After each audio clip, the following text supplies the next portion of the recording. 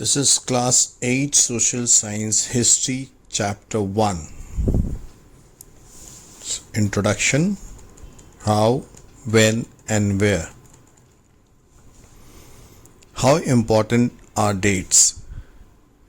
There was a time when historians were fascinated with dates. There were heated debates about the dates on which rulers were crowned or battles were fought. In the common sense notion, history was synonymous with dates. You may have heard people say, "I find history boring because it is all about memorizing dates." Is such a conception true? History is certainly about changes that occur over time. It is about finding out how things were in the past and how things have changed. As soon as we compare the past with the present, we refer to time. We talk of before and after. Living in the world, we do not always ask historical questions about what we see around us. We take things for granted, as if what we see has always been in the world we inhabit. But most of us have our moments of wonder, when we are curious and we ask questions that actually are historical. Watching someone sip a cup of tea at a roadside tea stall, you may wonder, when did people begin to drink tea or coffee? Looking out of the window of a train, you may ask yourself, when were railways built and how did people travel long distances before the age of railways?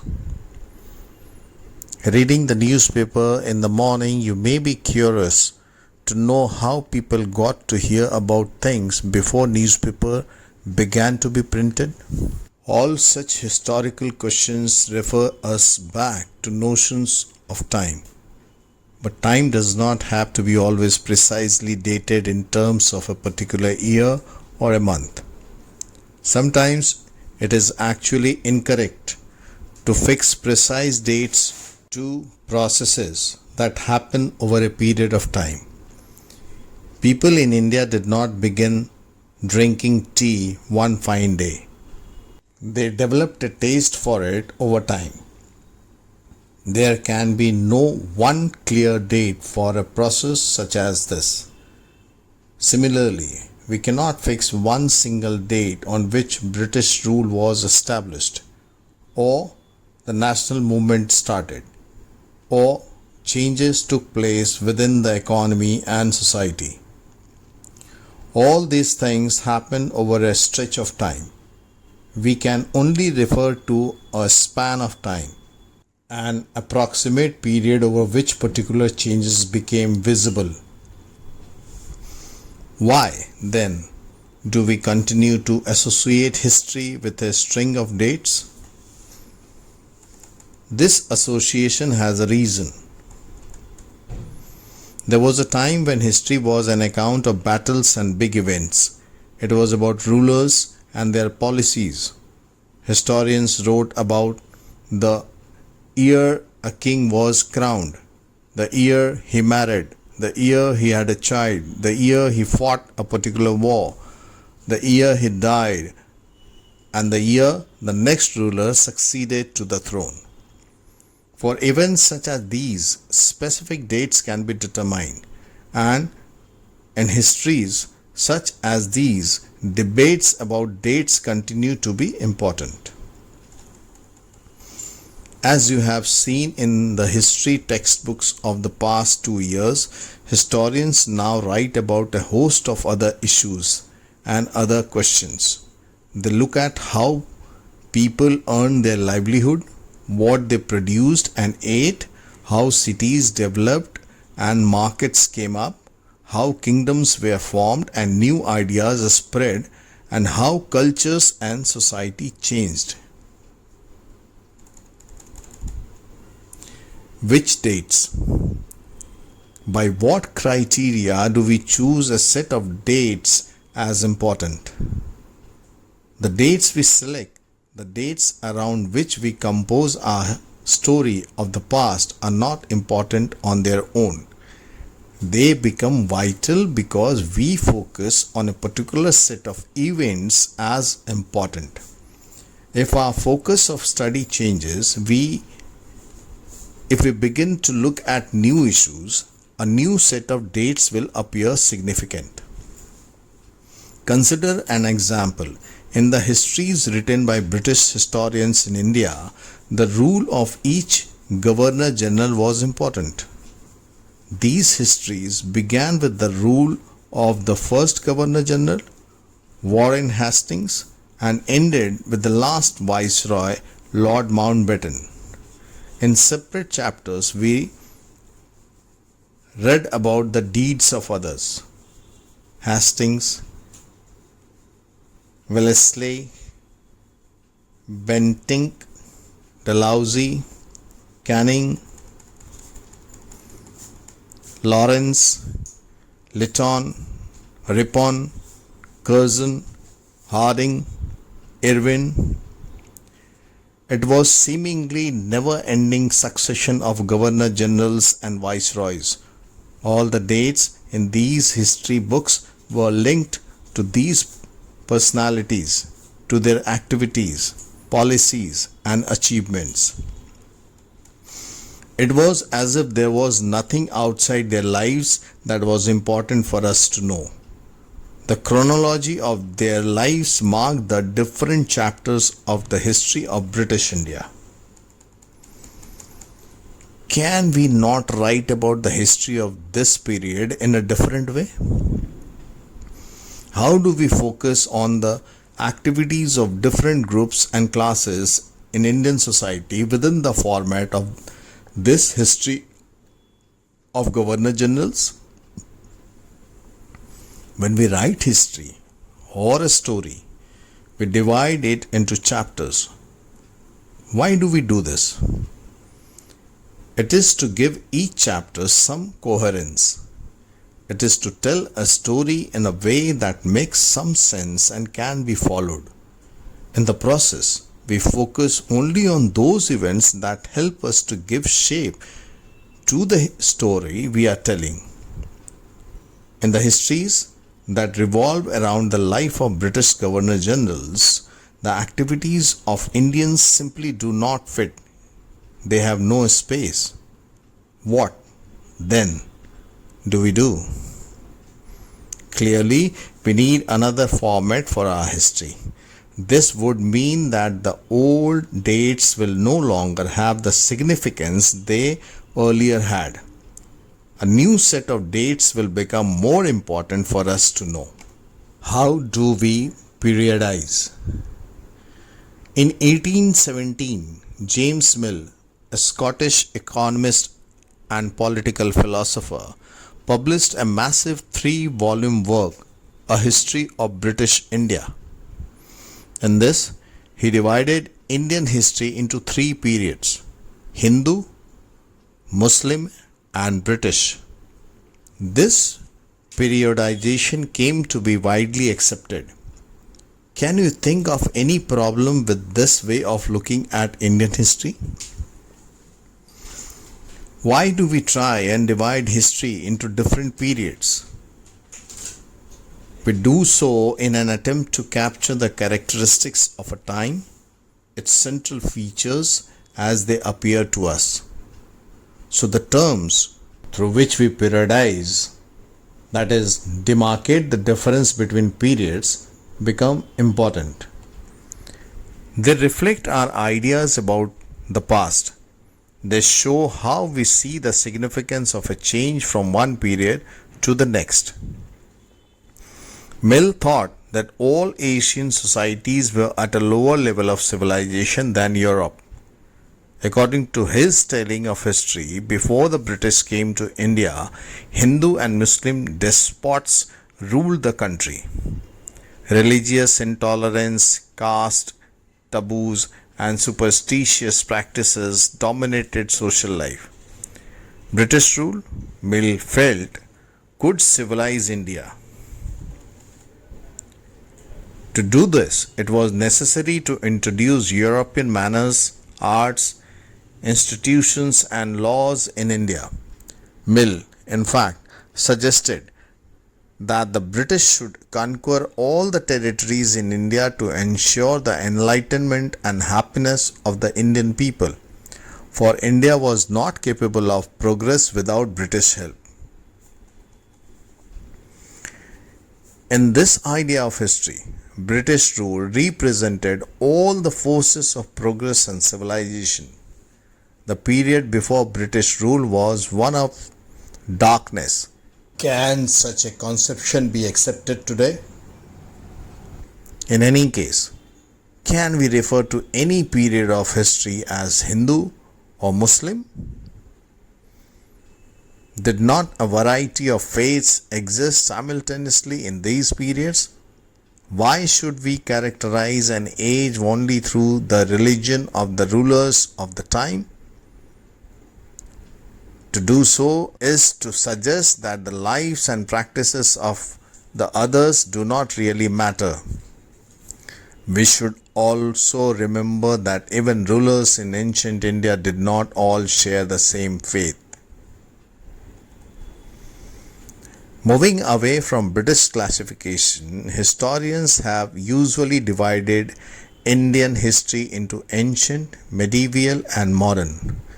This division too has its problems.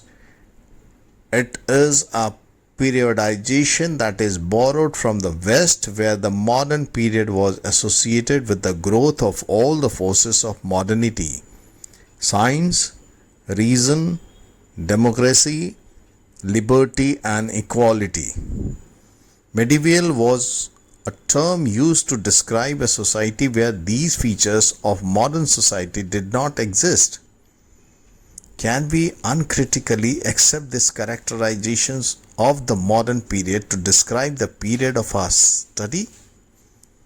As we will see in this book, under British rule, people did not have equality, freedom, or liberty. Nor was the period one of economic growth and progress. Many historians therefore refer to this period as colonial. What is colonial? In this book, you will read about the way the British came to conquer the country and establish their rule, subjugating local Nawabs and Rajas. You will see how they established control over the economy and society, collected revenue to meet all their expenses, bought the goods they wanted at low prices, produced crops they needed for export, and you will understand the changes that came about as a consequence. You will also come to know about the changes British rule brought about in values and tastes, customs and practices. When the subjugation of one country by another leads to these kinds of political, economic, social, and cultural changes, we refer to the process as colonization. You will, however, find all classes and groups did not experience these changes in the same way. That is why the book is called Our Past in the plural. How do we know? What sources do historians use in writing about the last 250 years of Indian history? Administration produces records. One important source is the official records of the British administration. The British believed that the act of writing was important. Every instruction, plan, policy decision, agreement, investigation had to be clearly written up. Once this was done, things could be properly studied and debated. This conviction produced an administrative culture of memos, notings, and reports. The British also felt that all important documents and letters needed to be carefully preserved, so they set up record rooms attached to all administrative institutions: the village tehsildar's office, the collectorate, the commissioner's office, the provincial secretariats, the law courts, all had their record rooms. Specialized institutions like archives and museums were also established to preserve important records. Letters and memos that moved from one branch of the administration to another in the early years of the 19th century can still be read in the archives. You can also study the notes and reports that district officials prepared, or the instructions and directives that were sent by officials at the top to provincial administrators. In the early years of 19th century, these documents were carefully copied out and beautifully written by calligraphists, that is, by those who specialized in the art of beautiful writings. By the middle of the 19th century, with the spread of printing, multiple copies of these records were printed as proceedings of each government department. Surveys become important. The practice of surveying also became common under the colonial administration. The British believed that a country had to be properly known before it could be effectively administered. By the early 19th century, detailed surveys were being carried out to map the entire country. In the villages, revenue surveys were conducted. The effort was to know the topography, the soil quality, the flora, the fauna, the local histories, and the cropping pattern, all the facts seen as necessary to know about to administer the region. From the end of the 19th century, census operations were held every 10 years. These prepared detailed records of the number of people in all the provinces of India, noting information on castes, religions, and occupation. There were many other surveys: botanical surveys, geological surveys, archaeological surveys, anthropological surveys, forest surveys. What official records do not tell. From this vast corpus of records, we can get to know a lot. But we must remember that these are official records. They tell us what the officials thought, what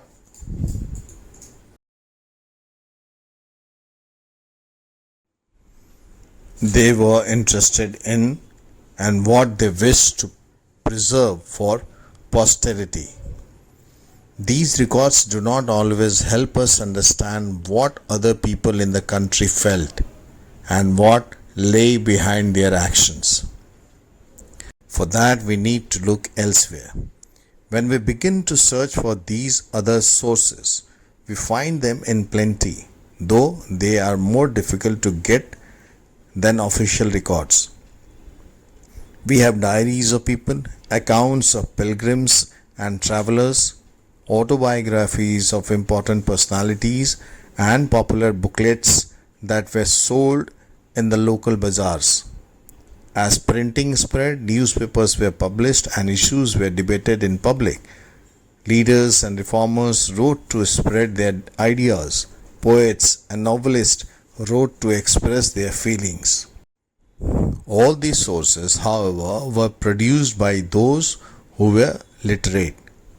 From these, we will not be able to understand how history was experienced and lived by the tribals and peasants, the workers in the mines, or the poor on the streets. Getting to know their lives is a more difficult task. Yet, this can be done if we make a little bit of effort. When you read this book, you will see how this can be done.